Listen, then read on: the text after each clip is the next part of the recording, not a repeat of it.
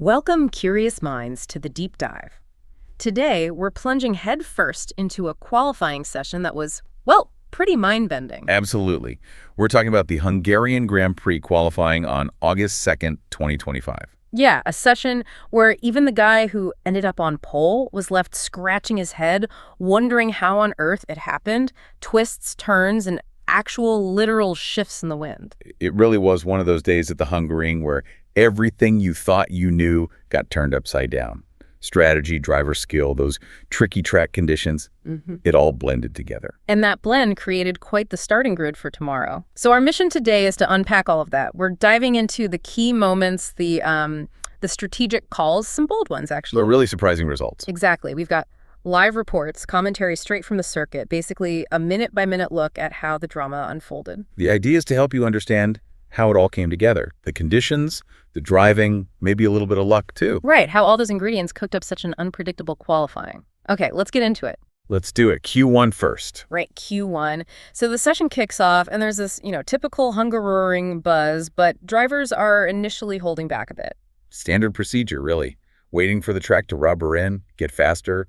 You don't want to peak too early. We saw some early laps. Carlos Sainz in the Williams, the FW47, actually had a lockup into turn one straight away. Yeah, not ideal. Albon was out there too, but his first times were pretty quiet, just feeling things out, like you said. It's always that balance in Q1, isn't it? Get a safe lap in, but knowing the track's only going to get quicker. Precisely. It's a moving target. You're gathering data, seeing how much grip is coming.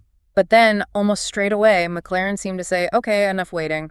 Oscar Piastri bangs in a 1.15.554. Which was seriously quick that early on. Yeah. A full 4/10 faster than Lando Norris, and Norris was looking pretty rapid himself. And Piastri did that on used tires, too, which really hinted at the potential McLaren had right from the start. It was a clear signal. But just as you're thinking, okay, McLaren looks strong, Fernando Alonso in the Aston Martin just explodes onto the scene. He did, didn't he? Found incredible pace. An incredible 1.15.281. Suddenly he's P1. That must have raised some eyebrows. Oh, absolutely. It showed Aston Martin wasn't just there to make up the numbers. Yeah. And Lance Stroll was up there too, initially P4. So what did that tell us? That Aston had really clicked with the Hungaroring this year? It certainly looked that way. Alonso's lap wasn't just a one-off. Stroll backing it up suggested the car genuinely worked well there, especially in those medium-speed corners. They were contenders. Meanwhile, the track itself was just getting faster and faster, constant changes on the leaderboard. Non-stop evolution. You'd see a driver jump up, then tumble down seconds later as someone else found more grip. And it got some big names out, didn't it? Even Max Verstappen. His first lap wasn't safe for Q2. Which is really rare for Max. He had to go again, showing just how quickly you could fall behind if you didn't nail the lap at the right time. And then there was that weird moment with Esteban Ocon reporting a screw in his Haas's right wheel. Yeah, bizarre. And in a session that tight, even something small like that, it can unsettle the car, cause vibrations, maybe even a slow puncture fear. Every thousandth counts, right? So a screw. Yeah, that could definitely be the difference. Absolutely. It just adds another layer of complexity for the driver and team to deal with. So when the clock hit 0 for Q1, those tight margins meant some had to pack up early. Yep, we lost Yuki Tsunoda, Pierre Gasly, Esteban Ocon. That screw played a part Nico Hülkenberg and Alex Albon. A tough start for them, but it definitely set the scene for more intensity to come in Q2. And Q2 didn't disappoint on the drama front either. No, it started with a delay, actually. Gravel on the track needed clearing. And that delay had a consequence. Track temperature dropped down to 41 degrees Celsius, a significant change. Then green light and whoosh, all 15 cars just scrambled out onto the track. Why the big rush? Rain. There was a definite threat. Reports of light drizzle in some corners. Ah, okay, so everyone wanted a banker lap in before the heavens potentially opened. Exactly. Get a decent time on the board while the track was still, mostly dry. It was urgent. And who's at the top early on? Fernando Alonso again. A 1.15.385 on new tires. Still showing that Aston Martin pace. But then they did something really interesting. Right. The strategy play. They kept him in the garage for his second run. Bold move. Very bold. Saving a set of new softs for Q3. That takes some serious confidence, especially with the track evolving and rain maybe coming. Massive confidence. Trusting that first lap was good enough. And it paid off, didn't it? He got through and crucially had that extra new set for the final shootout. a huge advantage later on. While Aston was playing chess, McLaren seemed to just want to crush everyone right then and there. Lando Norris just obliterated the times. A 1.1 point to 890. 7/10 faster than his Q1 best. That's a huge jump. Huge. And Piastri was right there with him, only half a tenth back. At that point, you're thinking McLaren front row lockout, surely. They looked completely dominant. Their car just seemed dialed in as the track rubbered in more. Looked like they had a really strong operating window in those specific Q2 conditions. Nay, it wasn't smooth sailing for everyone. Ferrari and Mercedes suddenly looked vulnerable. Yeah, Leclerc and Hamilton were both hovering near the drop zone initially. Bit of a shock. Leclerc managed to pull himself up to fifth, a bit of a relief for Ferrari, I imagine. He did, but Lewis Hamilton, he couldn't find the time. He was out. Hamilton out in Q12, that's a huge shock. And Carlos Sainz, too, P13. Massive surprises. When drivers of that caliber miss Q3, it really tells you something about the conditions, or maybe their teams just didn't quite nail the setup or timing.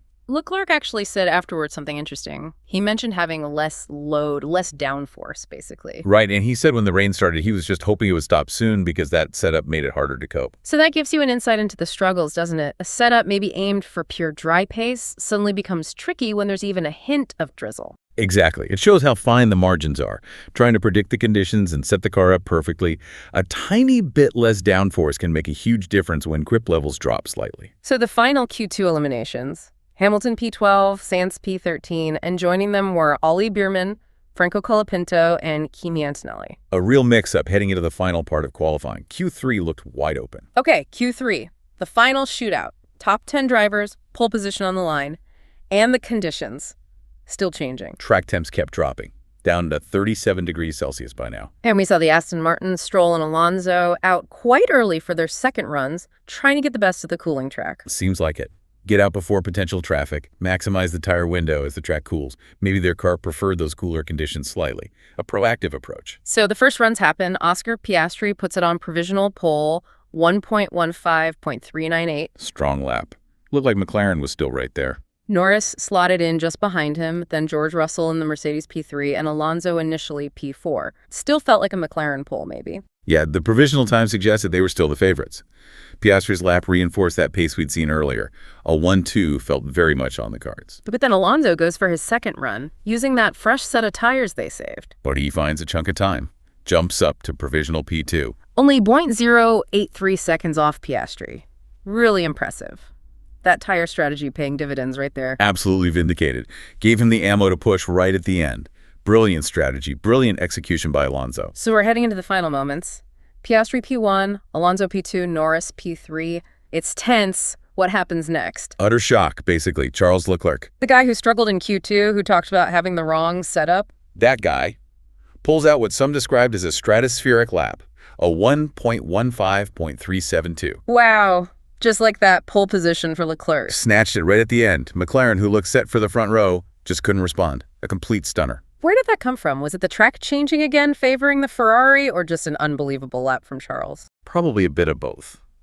But mostly, you have to say, an exceptional lap under pressure. Finding that extra something when it mattered most, especially after the earlier struggles. Remarkable. The driver reactions afterwards really paint the picture, don't they? Leclerc himself basically said he didn't get it. Yeah, his quote was amazing. Today, I don't understand anything. I don't understand Formula One.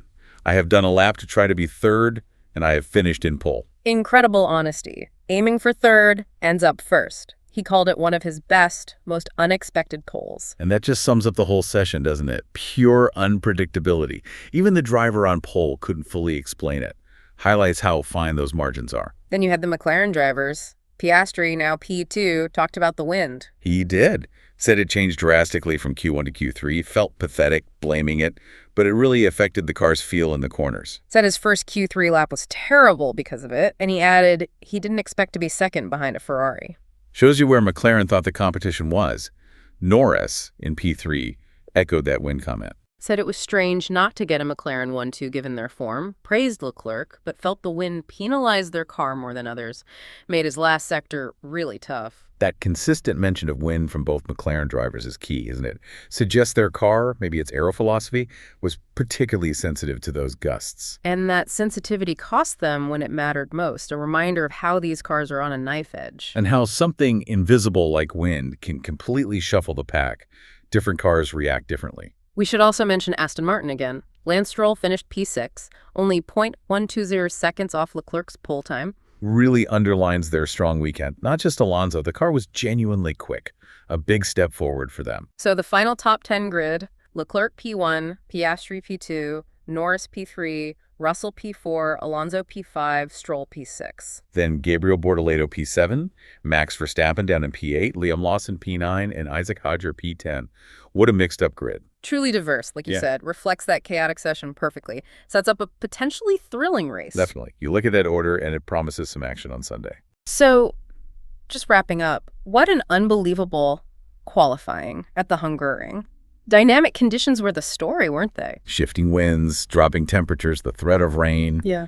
It created this perfect storm of unpredictability. Strategy, driver adaptability, moments of pure brilliance, we saw it all. Aston Martin consistently strong. McLaren dominant, then struggling with the wind. That's Charles Leclerc pulling that rabbit out of the hat for an unexpected, but you have to say, well-deserved pole. It was a masterclass in adapting on the fly from everyone involved. And this deep dive really shows that, yeah, F1 is incredibly technical. But the human element, reading the conditions, plus those forces of nature, they can completely overturn expectations. The margins were incredibly fine across the board. Yeah. It just shows how competitive the field is right now. Anything really can happen on the day. Absolutely. Which leaves us with a really interesting thought, doesn't it? Given how much the changing conditions shaped qualifying, how much is tomorrow's race going to come down to pure driver skill, the ability to read the track and conditions in real time, especially starting from this jumbled grid? That's the big question, isn't it? With everyone out of their usual positions, adaptability and racecraft could be absolutely crucial. Something to really think about ahead of the race.